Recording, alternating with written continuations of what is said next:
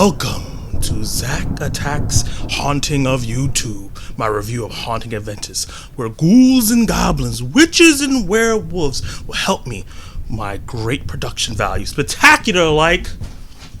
Hey boy, how are you doing here? I'm trying to do my review.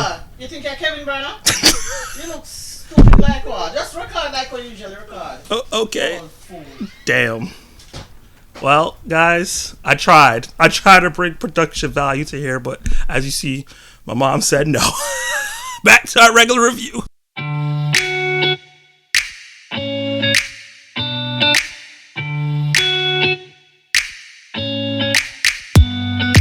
Now retired and living in self-imposed exile in the world's most glamorous city, Poirot reluctantly attends a seance at a decaying, haunting palazzo.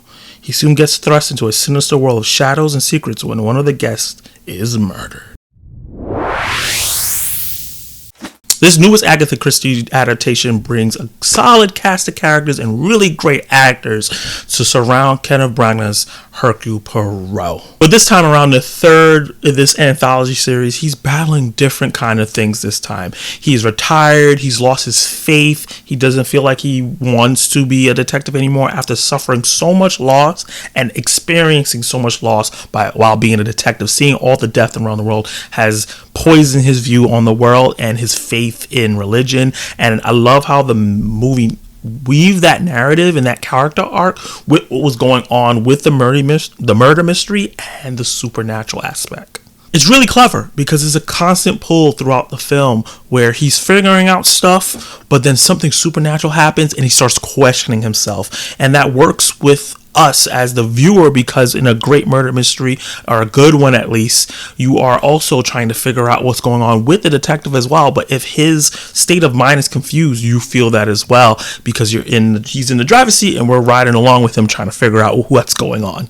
It also really helps that the movie sets a great atmosphere, taking a lot of elements from horror films, because in the trailers they really promoted to make this feel like it was a horror flick. It's not. Just to let you know, it is a mystery thriller, but it has a lot of horror elements in it and a lot of horror tropes to elevate those elements that you would get in a real regular murder mystery, and adding some supernatural parts to it where it makes you really guess and think of what is going on, who is going to get murdered next, and how. Branagh has a very solid supported cast in this film, with Michelle Yeoh being one of the standouts. She's playing the medium who is speaking and reaching out to the person that was murdered during the seance. And Jude Hill, who plays one of the kids in the movie, he is phenomenal. I can see him going places because he played it with such sophistication, and he can also see more and hear more and feel more when it comes to the supernatural stuff. And I loved everything he did in this film. And on top of the character arc and the adventure going on with Hercule and him trying to figure out what this mystery and who killed who and how this murder happened, and his confusion as he's seeing these supernatural things that he can't explain happen, what they do with the supporting cast is really great, because at first they start off really plain. You're like, okay, these are not super interesting characters, kind of tropey in the way they're positioned, but as the mystery unfolds and we get more information about them, which colors some background story and make them more compelling while also tying it into the greater narrative. So you're going on this journey where you're getting more out of these characters that are becoming more integral and more fun and more interesting, while the story is also still unraveling, coming fun and more interesting at the same time. So it keeps the momentum of the story done really, really well. And it doesn't hurt that the movie is beautifully shot. Kenneth Branagh did a great job directing this film.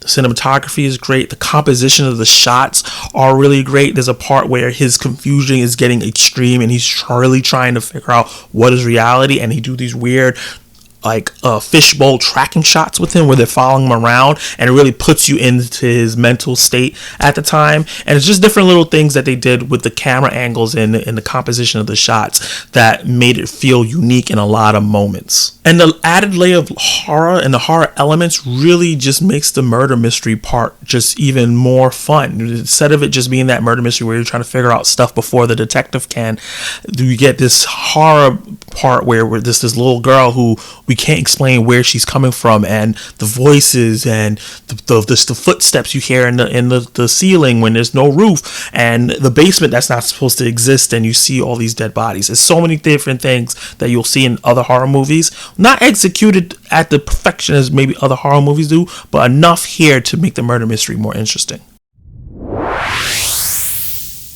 So while I think the movie is good, it falls short of just being great. And the reason why I think that it falls short from being great, because great murder mystery films will have clues throughout the film that the audience can follow and trying to figure out what is happening, but the main character figures it out before you do. But you at least you feel like you're going along the ride and you're having the fun.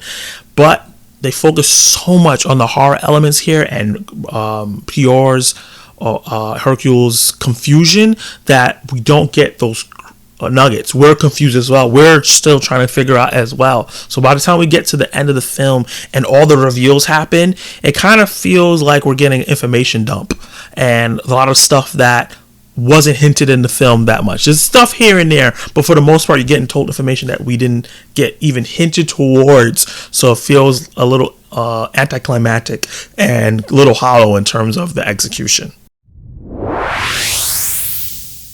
Overall, I still had a lot of fun with this film. I think it's really, really, really well made. I think the characters are really entertaining, and the actual mystery of it all was really, really compelling, and all the layers and everything that was going on. It's not the most, amazing, groundbreaking murder mystery you see. It is an Agatha Christie adaptation, so the story is very old, so we've seen this a lot of different times, but I think the added horror elements really brings it and brings a unique taste on it, even if it doesn't make it perfect. Don't go in expecting a horror film, because it's not a horror film, even though I feel like they advertise it like that. And don't come in expecting a murder mystery that's going to blow you away, but they do everything just enough really well that is an entertaining time, and I think it's worth a watch. Now, if you're someone that goes to the theater once a month, maybe once a week, and you don't really want to spend your hard-earned dollars on this because you want a mind-blowing experience, then I can say you can wait for streaming for this. Unfortunately, I hate to say that because I want people to support movies and cinema, but I can even say that this is something that you could wait for streaming if you are not someone that wants to go see a good murder mystery in theaters. That's really well made.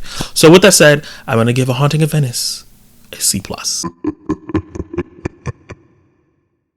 Did you like it? Did you hate it? What would you rate A Haunting of Venice personally? Let me know in the comments down below how you like the film. If you hated the film, because I know it got some mixed reviews. What was your favorite parts? What was your least favorite parts? Who was your favorite character? And did you guess who the killer was from the beginning, or did it catch you surprised like it caught me?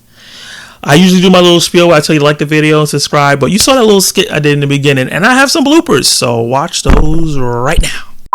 Welcome to Zach Attacks Reviews Haunting of YouTube, where ghouls and goblins, werewolves and witches will come along with great production value as I talk about The Haunting of Venice, because it's going to be spectacular.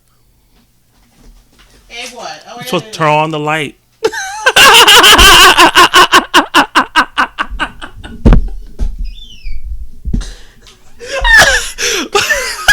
That's definitely going to be a blooper. Welcome to Zach Attacks YouTube. Oh no, that's not what I wanted. Hold on. Because I am going to have production value as spectacular. Hey, what? How are you doing there? What? I'm trying to do my review. You look stupid.